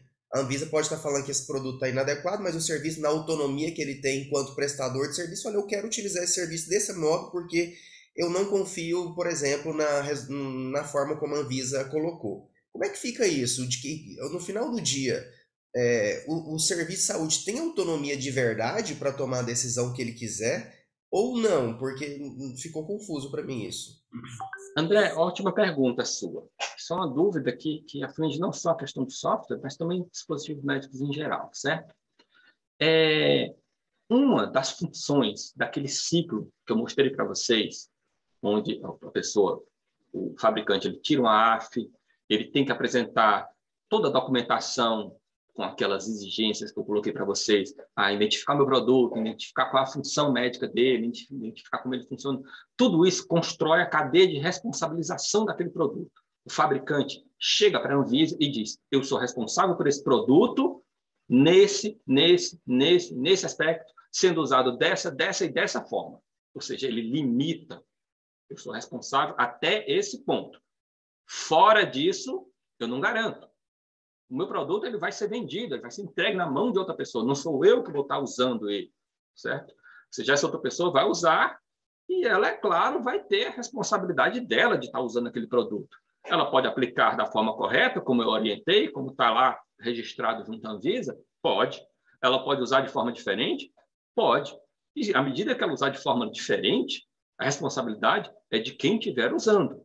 Aí, uma coisa boa do processo de regularização é isso, que ele constrói essa cadeia de responsabilização e cada agente que faz o atendimento para a população tem o seu campo bem definido, ou seja, na eventualidade de algum evento adverso, que ninguém deseja que aconteça, mas se ocorrer, pode se rastrear, olhando lá, a responsabilidade do fabricante do software vai até aqui. Ele disse que só faria tal coisa se fosse usado dessa forma. Ah, mas no serviço de saúde eles estavam usando diferente. Aí, bom, a responsabilidade agora cai sobre o serviço de saúde. Existem as definições do próprio serviço de saúde, quando é que ele é responsável por alguma forma e de que forma, que tipo de penalização, que tipo de ação, que é o principal que a gente, quando define essa responsabilização, é a ação que cada um deve fazer. Ah, mas esse software funcionou errado nessas condições e eram condições que estavam previstas lá no processo do software pelo fabricante. Ele devia ter funcionado correto. Aí a Anvisa vai entrar em contato com aquele fabricante e dizer, olha, o seu software está tendo esses eventos adversos, o que é que você vai fazer? Aí ele faz um plano lá de uma ação de campo, alguma coisa para corrigir, fazer uma atualização daquele software de forma que ele passe a funcionar corretamente naquelas descrições, ou então, não, mas eu não consigo corrigir essa questão, é uma condição que não vai funcionar mesmo, emitir esse alerta para os usuários que não usam o software naquela condição, esse tipo de coisa. Ou seja, o que você está vendo aí como uma responsabilização que ela está sobreposta, certo? Ela, na verdade, o processo de regularização do software, ele define bem onde termina a responsabilidade de um e onde começa a responsabilidade de outro. Por isso que é muito importante o fabricante do software, na hora que está vendo aquela documentação, ele não vê ela simplesmente como um conjunto burocrático que tem que ser entregue para ele conseguir vender o produto. Não isso. Ele está realmente definindo. A minha responsabilidade vai até esse limite. Por isso que aquela documentação tem que ser clara. Porque a legislação brasileira ela protege o consumidor, protege o paciente, esse tipo de coisa, né? E à medida que algo não esteja muito claro no processo, certo? Que algo tem que se passar despercebido, a responsabilização pode cair em cima do fabricante, sendo algo que ele não desejaria, ou que ele gostaria de ter identificado. Tá ok? Fernando, só para complementar essa pergunta, antes de passar para o próximo. Tá, vamos imaginar a seguinte situação. O fabricante criou uma tecnologia que permite a criação de equações lá dentro. Então, você vai lá e cria uma equação para definir qual que é a dosagem de insulina para um paciente, ok? Aí, durante o processo de certificação, eu vou falar o seguinte, a minha tecnologia é uma calculadora e quem define a regra, a conta que vai estar lá dentro, é o serviço de saúde. Ou seja, quando eu vou aplicar uma equação dessa lá dentro, eu posso chegar numa classe 4 de validação. Mas enquanto fabricante de tecnologia, eu não estou fazendo isso. Quem está fazendo é o serviço de saúde, porque eu ofereci foi um Excel ali, né? Um interpretador de contas matemáticas que ele vai usar do jeito que ele quiser. Como é que fica isso? Eu sou uma classe, se eu fosse uma tecnologia nesse sentido, eu sou uma classe 1, 2 ali, porque eu faço uma equação qualquer, mas é o serviço de saúde que vai lá e entra com a equação que vai atender ele na particularidade que ele tiver, que eu nem sei qual é. Quando é feito o enquadramento de um produto, a gente procura estar prevendo as utilizações, as entradas e saídas do produto, certo? Bom, eu não consigo enxergar exatamente como é que uma aplicação diferente para o software como dispositivo médico. O software como dispositivo médico ele precisa ter uma função médica em si, no seu código, certo? Se você está fornecendo um software que seria equivalente a um Excel, certo? Ele não vai ser regularizado, porque ele não tem função médica, certo? Em si, do produto, certo? Mas digamos porque é muito difícil a gente imaginar essa questão com software, né? Como que a tecnologia anda, que diversas soluções que podem aparecer, a gente imaginar isso previamente pode ser muito difícil, né? Mas digamos que o seu software seja realmente um dispositivo médico e ele tem essa maleabilidade, certo? No seu processo, ele está descrito como essa maleabilidade é usada, certo? E você se responsabiliza pelo que o seu software faz. Se você diz, não, mas a decisão que o serviço tomou lá, da forma de usar meu software, se ele colocou alguma equação lá e tudo, que levou a algum erro do software, certo? E ele tinha essa liberdade e estava ciente, nas instruções de uso e tudo, de que ele poderia estar fazendo isso, certo? Esse risco, esse uso diferenciado do software, ele recai sobre o serviço de saúde, certo? A sua responsabilidade vai à medida que você forneceu aquela plataforma para ele e esclareceu toda a forma como aquele produto pode ser usado e os riscos do uso daquele produto. Ficou claro agora? Ficou claríssimo, obrigado. Okay. Pessoal, bom dia. Só o Marcelo aqui. Posso só adicionar, Bárbara, um comentário? Bom dia, Irã. Bom dia, Bárbara. Pode, bom dia, Marcelo. Pode adicionar. Eu vou ser o próximo apresentador. Eu até coloquei no chat, mas a confusão que tem, eu acho, é o seguinte, que eu vejo muito acontecer isso. Um órgão regulador como a Anvisa, ela tem autoridade para regular a colocação no mercado de dispositivos, colocação no mercado e manutenção. Isso é comum no mundo, né? Os reguladores, como o FDA, como o Notified Bodies, como qualquer regulador mundial, normalmente a autoridade sanitária que eles têm é de colocar no mercado produtos e manter os produtos no mercado, tá? Eles normalmente não regulam o uso. É um motivo simples, na verdade, porque assim, o médico tem que poder usar qualquer coisa de qualquer maneira para salvar uma vida, se for necessário. Estou pegando um exemplo comum, tá? Genérico. Normalmente esse uso é regulado pelos conselhos de medicina ou outras coisas de algumas formas, tá? O comentário que o Ira fez é importante entender que, assim, embora não haja uma regulamentação para uso por parte da Anvisa, a Anvisa, quando permite a colocação do produto no mercado, ela permite sobre aquelas condições de uso, ou seja, o uso pretendido, que está, vamos chamar assim, não é bem aprovado, a gente pode aprovar para facilitar. Tá? Qualquer uso fora disso é considerado o chamado uso off-label, né? Ou fora do que está escrito no label. Tá? Normalmente, alguns países, inclusive, se o médico usar, por exemplo, ou um hospital usar um produto off-label, diversos regulamentos, diversos países tornam aquele serviço de saúde ou médico o próprio fabricante. Ele pode ter responsabilidades formais de fabricante. Tá? Aqui no Brasil nós não temos pontualmente isso descrito, mas na prática, do ponto de vista jurídico, é isso mesmo. Né? Lembrando também, assim como o Irã falou, que toda essa parte de regulamentação não é só para proteger o paciente, também é proteger o fabricante com relação ao uso desse tipo. Né? Uma última adição, como o Ira comentou, uma calculadora nunca vai ser um dispositivo médico, tá, gente? Então, assim, um produto desse exemplo, você não vai conseguir de maneira nenhuma registrar em nenhum lugar do mundo. Ele tem que se encaixar, como o Ira comentou, como um dispositivo médico.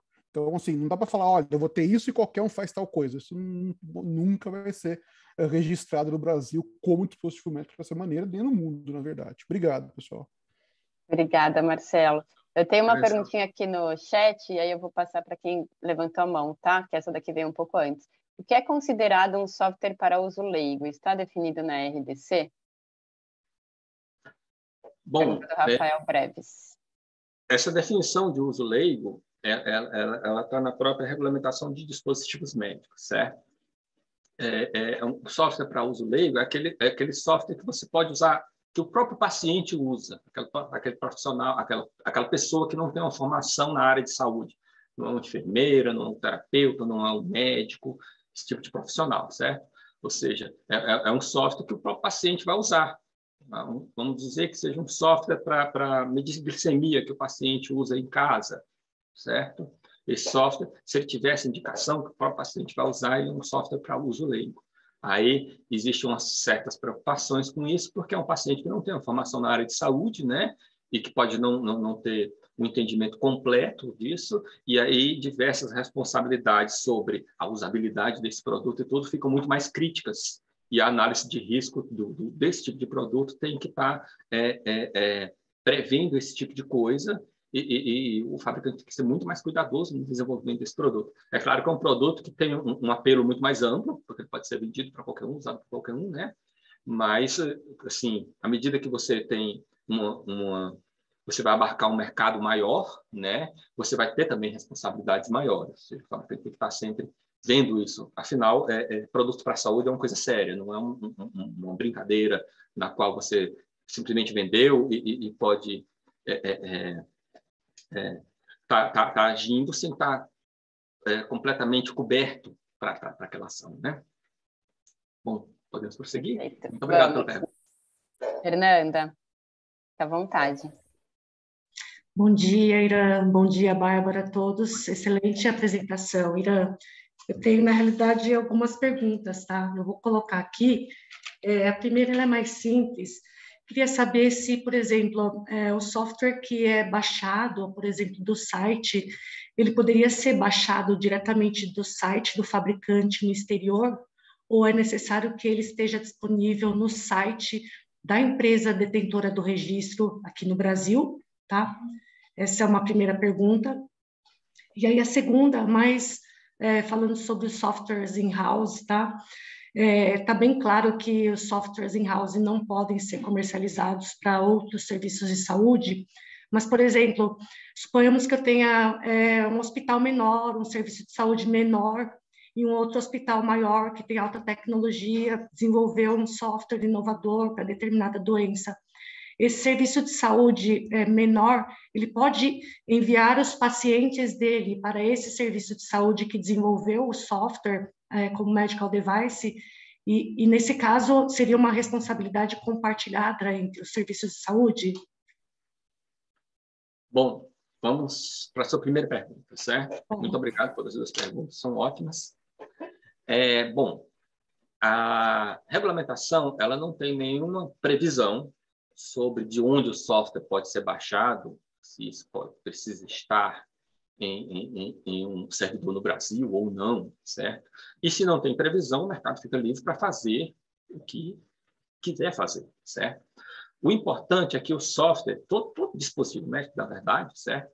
Ele precisa estar regularizado, e essa regularização no Brasil é feita por uma empresa brasileira, certo? Ela pode não ser o fabricante de produto, pode ser importadora, pode estar simplesmente disponibilizando aquilo, mas tem alguém aqui no Brasil que se identificou, que tem um endereço, que tem uma pessoa física ligada àquilo, certo? E que se responsabilizou para aquele software na forma que está descrito no processo, ok? Ou seja, a forma de distribuição, isso é bem livre. E é uma das coisas que a regulamentação preza por fazer, ou seja, a gente só tolhe a ação do mercado na medida que aquilo seja estritamente necessário. O ideal é deixar o mercado livre para estar aplicando as suas decisões de mercado que sejam necessárias, que sejam vistas como viáveis e tudo, certo? Ou seja, a gente só restringe a ação do mercado à medida que aquilo é estritamente necessário para garantir a segurança da população. Bom, sobre a sua segunda pergunta, a questão do software, esse conjunto de softwares que são desenvolvidos in-house e que foi dispensado de regularização, é preciso que o paciente, que é o usuário daquele produto, que ele tenha uma ligação com o serviço de saúde que foi o desenvolvedor desse software, ou seja, ele precisa ser paciente daquele local. No caso que você descreveu, por exemplo, um serviço de saúde pequeno que não desenvolveu o software, ele quer usar o software de um serviço de saúde que fez esse desenvolvimento. Por exemplo, um hospital escola, algo assim, fez esse desenvolvimento, e um serviço de saúde de uma prefeitura em algum local quer usar esse software. Ou seja, esses pacientes que vão usar o software, eles precisam ser recebidos nesse serviço de saúde que desenvolveu esse software. Ou seja, eles precisam ter qualquer tipo de recepção que seja feita. Por exemplo, o prontuário fez uma ficha lá e tudo. Ou seja, eles precisam ser registrados como pacientes daquele serviço de saúde que desenvolveu o software. Por mais que, não, mas ele está sendo usado nesse outro serviço de saúde menor aqui e tudo mais. Claro que não pode ter nenhuma relação de comercialização nessa questão relativa ao software, certo? Mas se os pacientes vão usar esse software do serviço de saúde que o desenvolveu, eles precisam ser pacientes desse serviço de saúde que desenvolveu no aspecto de uso desse software. Ou seja, se houver algum problema no uso desse software, no tratamento, a responsabilização vai ser do serviço de saúde que desenvolveu o software. Certo? Ficou claro como deve ser a ação nesse sentido, Fernando? Sim, ficou super claro, Irã. Obrigada, viu? Posso aproveitar e fazer um último pedido? Claro. No começo da apresentação, você falou sobre aqueles softwares que eventualmente podem ter como acessório um produto que precisa de certificação em metro, né? Você poderia dar um exemplo para a gente? Posso. Esses casos, assim, eu até recomendo que, se vocês tiverem dúvida desse tipo de coisa, entre em contato com a Anvisa para esclarecer, porque isso pode ser muito intricado, a decifração desse tipo de coisa. Se o software está funcionando como se o dispositivo na qual ele está associado é um acessório dele, ou se os dois formam um sistema, ou se o software, na verdade, ele é um acessório do dispositivo. O que é que o fabricante deve focar? Quem é que faz a principal função médica do produto? É o software? Se for o software e ele tiver, por exemplo, um aparelhozinho para medir, vamos dizer, a cor da pele do fabricante, certo? Esse aparelho só faz isso. Medir a cor da pele do fabricante, do paciente, não tem nenhuma função médica. Entretanto, esse software usa isso para fazer a função médica que ele tem lá, sei lá, de diagnóstico de alguma coisa. Ele precisa dessa informação. E o fabricante vende esse produtozinho para fazer essa medição. Certo? Nesse caso, esse produto ele é um acessório do software. Porque o software ele faz toda a função médica dele, faz o diagnóstico lá que ele está querendo fazer, ou ajuda no tratamento da forma que ele faz, e ele precisa desse aparelhozinho. Esse aparelhozinho, vamos dizer que ele funciona elétrico, que ele encosta na pele do paciente, ele vai precisar de uma certificação. Esse aparelho vai precisar de uma regularização separada? Não. O software vai ser regularizado? Vai. Coloca esse aparelho como acessório. É de uso exclusivo do software. Não pode ser um aparelho que seja vendido genericamente para ser usado com qualquer software que faz aquele tipo de função. Aí, nesse caso, ele vai precisar ser regularizado, o aparelhozinho separado. Esses dispositivos que fazem medição de oximetria, certo? Eles, apesar de serem usados com dispositivos médicos, certo? Eles são um caso desse. Muitos deles são registrados como acessórios de uso exclusivo de um equipamento que faz um monitor multiparamétrico, certo? Entretanto, alguns deles são fabricados para ser usado por qualquer monitor, e, nesse caso, o medidor de oximetria ele é registrado separadamente, certo? Ou seja, seria o mesmo caso desse aparelhinho que eu falei para medir a cor da pele do paciente, certo? Que ele pode ser registrado como acessório de uso exclusivo de um software, se for feito só para usar com aquele software, certo? Mas no caso, se ele for fabricado para ser usado com qualquer tipo de software daquela natureza, ele vai ter que ser registrado separadamente, certo? Existe um outro caso, por exemplo, no qual vamos dizer que essa questão do medidor de oximetria, certo? Eu tenho um medidor de oximetria que eu fabrico e tenho software. Os dois trabalham juntos, porque um faz a medição da oximetria e o software faz algum cálculo e fornece algum resultado em cima daquela medição de oximetria. Ambos os produtos, eles trabalham igualmente para obter o resultado médico. Aí, nesse caso, você está fazendo um sistema com os dois. Ou seja, o medidor de oximetria ele não é um acessório somente do software. Ele tem uma função lá na qual ele tem que fazer a medição corretamente, tudo, e ele passa a trabalhar em conjunto com o software. Ou seja, a própria saída do sensor já é um dado médico, certo? Não é um dado genérico. Tá? Aí, nesse caso, o ideal é registrar os dois como um sistema. Né? Nesse caso, também o sensor de oximetria vai precisar de uma certificação junto ao INEP, né? E tem um outro conjunto no qual Eu posso só fazer uma pergunta nesse último pedaço que você falou? E, por exemplo, um software que se conecta com soluções de mercado que já têm suas próprias certificações. Então, por exemplo, por Bluetooth eu conecto com algumas outras soluções que já estão no mercado, que já estão registradas. Como é que eu trago isso para dentro da nossa regulação? Da mesma forma que dispositivos médicos, certo? Eu tenho, por exemplo, esse sensor de oximetria. Ele se conecta com diversos monitores multiparamétricos. Eu vou precisar registrar o sensor de oximetria. Mesma coisa é o software. Meu software ele usa dados de diversos outros dispositivos médicos. Eu registro o meu software e informo lá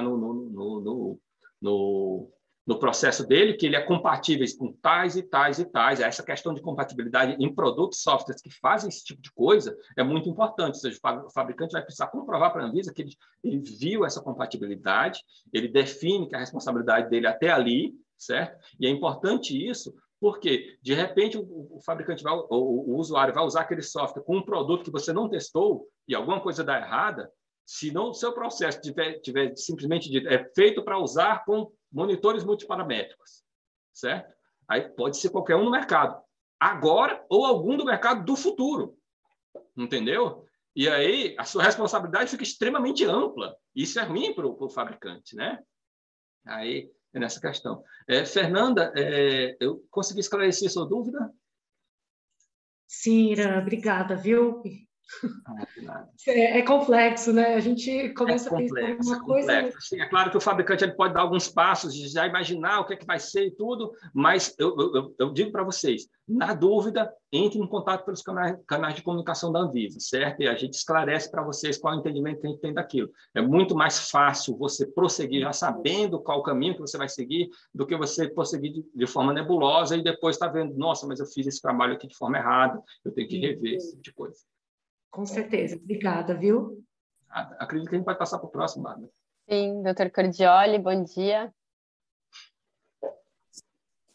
Bom dia, vocês estão me ouvindo? Sim. Estamos. Bacana. Bom, muitos dos que estão aqui participaram da revolução de saúde digital que teve impulsionado pela pandemia, e alguns já estavam fazendo saúde digital antes e muitos entraram no mercado durante a pandemia. E aí eu faço uma pergunta, e a gente viu muita revolução, por exemplo, carteira de pré-natal digital, onde o paciente ele coloca alguns dados e você calcula o risco e coloca o paciente em algum nível de risco. E aí, dependendo do nível de risco, você submete o paciente para consulta médica direta ou, se é baixo risco, com uma consulta de enfermagem. De certa forma, o software ele está fazendo algum tipo de diagnóstico, né? Nós vimos, por exemplo, empresas, startups fazendo avaliação de risco psicológico, de depressão e ansiedade, baseado em interação com algum chatbot, né? E isso é uma forma de diagnóstico. Nós vimos também empresas fazendo classificação de risco de diabetes, se você pode, por exemplo, aumentar ou não o uso da insulina baseado no que você coloca de nível glicêmico. E também vimos pacientes com algum grau de asma ou doença pulmonar crônica, dependendo do que ele responde para o chatbot, você indicar uma consulta de enfermagem ou indicar uma consulta direto, ou você indicar refazer o teste de saturometria. Muitos desses chatbots, alguns vêm de empresas externas que foram nacionalizados o questionário, alguns vêm de empresas de inovação orgânica dentro de próprias empresas grandes de saúde, mas a questão é, pelo que eu entendi da sua apresentação, tá? Todos esses softwares que fazem algum tipo de diagnóstico, prevenção, vão ter que ter algum registro na Anvisa, né? E para ter esse registro na Anvisa, você precisa fazer um estudo clínico. A questão é, essas startups, elas têm fôlego para fazer estudo clínico? Porque muitas dessas começam a comercializar ou acham algum fundo de investimento que banca a aquisição de clientes a custo zero em algum determinado tempo para você fazer ajustes para depois comercializar. E o modelo de comercialização é vender para uma empresa de saúde grande que vai usar esse serviço para agregar novas funcionalidades dentro de uma plataforma de saúde digital, ou diminuição de sinistro através de algum grau de prevenção. E até uma pergunta simples, né? Eu posso, pelo que eu entendi, uma plataforma de telemedicina que faz atendimento digital também precisaria registrar. E a plataforma de telemedicina é basicamente uma plataforma de videoconferência e emissão de documento à distância. Mas, em algum grau, ela usa algum tipo de inteligência, uma árvore de decisão simples para classificar o cliente, se ele vai para atendimento de enfermagem ou se ele vai para atendimento médico. Então, a minha pergunta é, todo mundo vai ter que ter esse registro? Como é que a gente faz para esses inovadores poderem ter clientes antes de um registro, de um estudo clínico? Porque o estudo clínico você precisa de dinheiro para fazer. E até que ponto a Lei de Liberdade Econômica, promulgada em 2019, entra em conflito com a RDC? Né? Então, essa é a minha pergunta. São várias perguntas numa só. Então, mas o tema é só um só, certo? Eduardo, muito obrigado pela sua pergunta. É realmente uma dúvida que aflige esse tipo de mercado, né? E, bom, eu vou começar esclarecendo para todos que estão aqui, e peço que vocês esclareçam para seus colegas também. Dispositivo médico é um produto muito sério. Ele envolve riscos para a população em geral. À medida que você coloca um dispositivo médico, principalmente software, no mercado, ele tem uma abrangência que você muitas vezes não consegue prever. Ou seja, todo esse procedimento, que de certa forma alguns podem enxergar, não, é muito burocrático e tudo mais, vai me prejudicar, vai prejudicar o mercado, esse tipo de coisa. Ele é necessário por conta disso. Ou seja, se você não está disposto a enfrentar a responsabilidade a respeito desse tipo de atuação, escolha outro mercado, certo? A área médica não vai ser para você. Okay? Bom, essa questão do limite, onde o produto ele está fazendo um diagnóstico ou não está fazendo um diagnóstico, ela pode se tornar, principalmente dos exemplos que você deu, bem nebulosa. Ou seja, o meu produto está ali na área da recepção de um hospital, ele pega ali o prontuário do paciente, as informações e define uma classe de risco. Isso é um diagnóstico? Pode ser, mas na maioria dos casos não é, certo? Ou seja, uma avaliação de risco com base em dados de prontuário do paciente, se o software não está gerando uma informação nova, ou seja, eu acho que esse paciente está com Covid, ou eu acho que esse paciente ele está tendo um ataque cardíaco. Se o seu software não faz isso, certo? Se ele simplesmente pega aquelas informações que estão lá no prontuário e traduz elas e diz, esse paciente normalmente a gente atende levando ele lá para a área de triagem ou algo assim, ele não precisa ser regularizado de um organismo, porque ele não está fazendo diagnóstico. Ele está fazendo algumas escolhas e tudo. Agora, um exemplo que você citou, por exemplo, esse software que faz uma avaliação psicológica, certo? Muitos deles, às vezes, e é uma coisa que é característica do mercado de softwares. O cara senta ali, está fazendo uma programação, ele entende daquele assunto, ele coloca uma inteligência artificial ali para agir, tudo aquilo ali para ele é muito simples, ele acha que, por ser simples, para ele, aquilo ali não tem risco para a população, certo? E muitas vezes os riscos eles estão bem ocultos ou eles podem ocorrer depois de uma cadeia de eventos bem complexa, que não é previsível para quem está ali desenvolvendo, certo? Ou seja, esse software, por exemplo, que faz avaliação psicológica e tudo, eles podem ensejar um risco que está bem distante lá na interação do software com a sociedade, certo? Ou seja, esses softwares, em geral, eles realmente são dispositivos médicos, eles precisam ser regularizados, ou seja, o fabricante vai ter que comprovar que aquele produto ele realmente faz aquela avaliação psicológica de forma correta e que é compatível com as técnicas clássicas que são aplicadas no mercado, certo? Uma visão que pode ajudar o fabricante a entender onde o meu produto se enquadra nesse tipo de coisa é essa.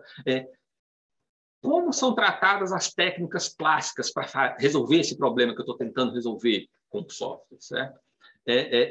Elas ensejam um profissional, esse profissional ele vai precisar pensar em que tipo de doença que o meu paciente tem, em que tipo de enfermidade que ele está apresentando, tudo. Se ele faz isso, então talvez o meu software faça um diagnóstico, certo? Não, mas esse software está avaliando o estado atual e dando um encaminhamento ao paciente. Mas todas as informações que eu preciso para avaliar esses estados atuais, elas estão na entrada já. seja, eu já estou dizendo se o meu paciente está doente daquilo, ou daquilo outro e tudo. Se eles já são na entrada, se o seu software não está gerando essa informação, então ele não vai precisar ser regularizado, certo? Na dúvida, entre em contato com a Anvisa. A gente tem um canal de atendimento. Eu mesmo, toda semana, eu tenho um dia que é reservado a responder perguntas. Eu respondo 20, 30, 40 perguntas, certo? Várias delas são sobre enquadramento, certo? Para simplesmente esclarecer para os fabricantes. O seu produto é um produto médico, vai precisar ser regularizado? Agora, essa questão que você abordou sobre as startups, elas têm fôlego para fazer um estudo clínico, para fazer um relatório de análise clínica de um produto, se elas estão desenvolvendo um produto que ele é inovador e que ele vai trazer uma solução nova para o mercado e que ele se enquadra nesse tipo de regra que precisa ser regularizado, elas precisam ter fôlego. Agora, existem diversas soluções que podem permitir uma startup estar funcionando dessa forma. De forma alguma, isso para dispositivo médico tradicional ou para software, um produto pode ir ao mercado tendo dúvidas sobre sua segurança e eficácia. Isso não pode ocorrer. Não pode ocorrer porque as consequências são seríssimas para a sociedade, certo? Mas em que local que um fabricante desse, uma startup, pode estar funcionando o seu produto e nas quais essas dúvidas sobre segurança e efetividade elas são cobertas por alguma coisa? É justamente dentro da análise clínica, dentro do estudo clínico. Toda a responsabilidade ali no uso daquilo junto aos pacientes, no uso daquele produto junto aos pacientes, ele está coberto pelo estudo clínico, ou seja, os próprios cientistas que fizeram o plano de estudo clínico ali, eles assumiram responsabilidade sobre esse produto. Eu creio que ele funciona corretamente, eu vou colocar ele para ser usado com, sei lá, 1000 pacientes, certo? Todos eles vão ser esclarecidos sobre os riscos ao qual eles estão submetidos, por isso que um estudo clínico ele enseja isso, aquela questão de assinar o termo de consentimento livre, esclarecido do paciente, certo? É justamente para dividir esse risco do uso daquele produto que não está comprovado ainda a funcionalidade dele, entre paciente, entre pesquisadores, entre instituição patrocinadora, todos eles assumem uma parcela desse risco, conscientes do que estão fazendo, e o produto pode ser usado e pode ser verificado se ele realmente funciona. Se realmente funciona, isso está comprovado, documentado e tudo, isso pode ser apresentado à Anvisa. Quais são as soluções que um fabricante de startup pode fazer? Ele se associa a um hospital escola, ele se associa a algum patrocinador, e ele faz esse tipo de coisa. Se a sua empresa, isso eu falo para todos vocês, se a sua empresa ela é isolada e ela não tem verba suficiente para fazer uma análise clínica do produto, e seu produto precisa de análise clínica, então altere o seu produto para que ele faça uma função que não exija isso e que permita você desenvolver a musculatura suficiente, econômica da sua empresa, que permita ela fazer a análise clínica no futuro para o seu produto. Já teve várias empresas que entraram em contato com a Anvisa, que tentaram colocar um produto no mercado que exigia análise clínica, e elas disseram, mas eu não tenho fôlego para fazer isso, vocês vão impedir que a minha empresa funcione. E qual foi a solução que a gente falou para ela? Essa indicação de uso que você está querendo agora só pode ser colocada no mercado se você comprovar. Sem a comprovação de eficácia e segurança, ela não pode ir para o mercado. E aí o próprio fabricante disse, mas se eu limitar o uso do meu software, se eu disser que o meu software vai ser indicado para esse outro tipo de característica que ele também pode fazer e tudo, mas que não é tão ousado como ele vai ser no futuro, eu posso comercializar? Ah, não, mas esse tipo de uso já é um uso mais clássico e ele não precisa de comprovação de segurança e eficácia. Você pode fazer uma verificação ou uma validação e colocar o seu produto no mercado apresentando isso para a gente. Aí ela entra com esse produto, desenvolve a sua musculatura econômica e depois ela faz um estudo clínico quando for necessário. Isso pode ser, de certa forma, uma barragem para a entrada de novos produtos no mercado? Pode. Entretanto, ela é necessária devido ao risco que esses produtos podem trazer para a população. E aí, o tratamento desse tipo de produto e do risco que eles envolvem é o mesmo para todos os dispositivos médicos e de forma alguma, no mundo inteiro, é permitido que um produto possa ser colocado, exposto à população, sem essa questão de ser comprovada a sua segurança e eficácia, a não ser que ele esteja coberto por um estudo de uma análise clínica. Eu fui claro? Respondi todas as suas perguntas, Eduardo? É uma discussão interessante, mesmo porque hoje a gente tem... não é um mercado que está começando, ele já começou. Em algum ponto, quando entra a RDC, a gente tem que pegar todo mundo que está atuando e todo mundo vai ter que se adequar.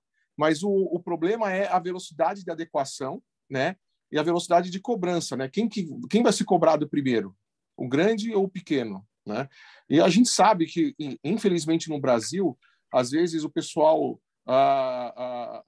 coloca obstáculos para vender facilidade. Não estou dizendo que isso é a coisa da Anvisa, mas eu estou pensando naquele monte de escritório de advocacia, em monte das startups vendendo aquele terror. E aí como é que você vai fiscalizar isso, né? Porque toda hora tem gente nova no mercado. Quem vai ser fiscalizado primeiro? Quem que vai ter que ter a regra primeiro? Como é que isso vai ser organizado? E outra coisa, qual é o tempo na RDC tem um tempo de resposta? Porque o grande medo, eu acredito que toda regulamentação ela é válida, porque senão vira o Velho Oeste, né? Então a gente precisa de regulamentação, mas o meu medo é qual é o tempo de resposta, né? Existe um tempo máximo de resposta para você ter um ok para a sua licença? Eduardo, me permite esclarecer que software como dispositivo médico ele não começou a ser regularizado agora, certo? Eu tenho software regularizado junto com a Anvisa que tem talvez até uns 15 anos já. Ou seja, desde a Lei 6360 de 76, que um software como dispositivo médico ele está definido como precisando ser regularizado junto ao órgão competente, na época do Ministério da Saúde, só depois que veio aparecer a Anvisa, essa competência foi transferida para a Anvisa, certo? Ou seja, desde aquela época, apesar do cara que escreveu essa lei, ele não ter nem pensado em software, certo? Mas a forma como ele escreveu, ele incluiu software lá, certo? E a RDC 185, que é aquela de 2001, que ela está com 21 anos, certo? Aplicando ela a software, foi que a gente já regularizou diversos softwares. Antes da entrada da 657, dela ser publicada, certo? A gente já tem um parque até grande já de software regularizado junto à Anvisa. Ou seja, isso não é regularização recente, é algo que já precisa ser feito. Ou seja, todo fabricante que ia colocar um software no mercado já precisava regularizar junto à Anvisa, certo? Ou seja, se há softwares no mercado, e eu tenho que concordar que deve ter, porque a internet é um mundo, e você acessa daqui um software que foi desenvolvido por um indiano através do site, né? Certo? Se ele está colocado no mercado brasileiro e sem regularização, ele não pode ser usado pelo serviço de saúde, não pode ser usado pelo usuário leigo, certo? Se alguém usa esse software, ela está trazendo para si a responsabilidade sobre aquilo, e o software não está regularizado, certo? Ela está trazendo para si, se o serviço de saúde que usar, ele está trazendo para si a responsabilidade, ele está cometendo uma infração sanitária. Ele pode ser penalizado pelo uso desse tipo de produto, certo? Os prazos que existem para adequação são somente os prazos que estão previstos lá na 657, somente aqueles. Fora daquilo, certo? Todo mundo tem que estar adequado, porque já tinham que estar adequados, certo? É uma visão que muitas vezes pode surpreender o pessoal que trabalha com desenvolvimento de software, certo? Mas que ela é regra nesse tipo de mercado. É uma coisa que é necessária para a proteção da sociedade, certo? E sobre a questão dos escritórios de advocacia, muitas vezes a empresa que está querendo esclarecer ou querendo entrar com um produto no mercado e tudo, contrata um escritório desse de advocacia que é especializado em registro de dispositivo médico ou até em registro de software como dispositivo médico e tudo. Muitas vezes um escritório desse até ajuda realmente a empresa, porque esclarece muitas dessas coisas. É uma pessoa que já fez isso, sei lá, umas 30 vezes para empresas diferentes, e encurta realmente o caminho. Ou seja, o valor que a empresa negocia com isso, a Anvisa ela nem tem interesse em gerenciar esse tipo de coisa. Isso é uma decisão de mercado do próprio fabricante. Eu quero ter essa ajuda, eu sou livre para buscar a ajuda que eu quiser, né? Agora, eu não quero ter essa ajuda, as RDCs estão aí, cada um pode interpretar e esclarecer as dúvidas junto à Anvisa. Também pode seguir o caminho sozinho, mas se você quiser, ou o fabricante quiser entrar em contato com o escritório de advocacia e acha que isso vai lhe facilitar, esteja livre. Isso é uma coisa que é fora do âmbito da regulação da Anvisa. Ok? Ok, muito obrigado, viu? Nada. Acho que temos mais algumas perguntas, né? Tem 5 minutinhos, o André levantou a mão. E eu quero lembrar que ali no final do curso, na sexta-feira, o Eran vai voltar com a gente, ele vai falar um pouquinho mais sobre motivos de indeferimento nos processos de regularização de software, né? O que faz a empresa submeter todo o dossiê e acabar recebendo o indeferimento. E aí a gente vai ter mais um tempinho para dúvidas. Então, vamos... Essa parte lá no final vai ser basicamente dúvidas, né? Então vocês podem também ir anotando. Acho que à medida que o curso for passando, novas dúvidas vão surgindo. E aí o Eran volta para responder as dúvidas. Mas a gente tem aqui 4 minutinhos, André, se você quiser já fazer a sua pergunta. Tá, obrigado. Só complementando o que o doutor Eduardo falou, pelo que eu entendi de tudo que a gente está falando aqui, meu conhecimento prévio sobre o tema, não necessariamente uma empresa que está prestando serviço de telemedicina, por exemplo, na pandemia, ela precisa se regularizar. Na verdade, eu vi muitas que não precisavam, no meu entendimento, porque elas oferecem um serviço de saúde, então aquele funcionaria como um software personalizado para elas, porque elas estão assumindo aquela responsabilidade ao prestar o serviço de saúde. Ela não vendeu um software para um terceiro executar, foi ela mesma que executou.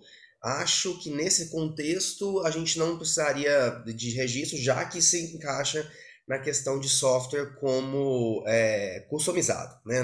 Então, o próprio serviço assumiu a responsabilidade ao customizar a solução que colocou no mercado. Então, aquelas calculadoras de teste COVID, que foi para a população, mas foi em nome de um serviço de saúde, na minha opinião, não teria que ter regularização. Correto, Irã? André, ótima pergunta sua, certo? A interpretação não é essa que você está tendo, tá ok? Por exemplo, uma calculadora para calcular se a pessoa tem Covid ou algo assim, certo? É um produto para a saúde e ele precisa ser regularizado. A questão da telemedicina é uma dúvida que a gente recebe muito frequentemente, certo? O serviço de telemedicina, a comunicação, a agenda, prontuário, todas essas coisas, elas não se enquadram naquelas regras que estão descritas na 185. Isso não precisa de regularização, certo? Agora, no momento em que aquele software de telemedicina, por exemplo, ele começa a fazer perguntas para o usuário e diz para o usuário, ou seja, o software está gerando uma saída para o usuário. Talvez você esteja gripado. Consulte com o médico. Se o software fizer isso, aí ele está dando um auxílio ao diagnóstico, ou então está fazendo um pré-diagnóstico, ou então está fazendo um diagnóstico. Aí, nesse caso, o software de telemedicina como um todo passa a ser um dispositivo médico e precisa ser regularizado. Ou seja, se você quer vender telemedicina, quer vender um software para telemedicina e não quer passar, não quer fazer, ter que estar regularizando o seu software na Anvisa, você tem que manter o seu software com as indicações de uso que não se enquadram na RDC 185, ou seja, aquelas indicações de uso, ou seja, prontuário, agenda, comunicação.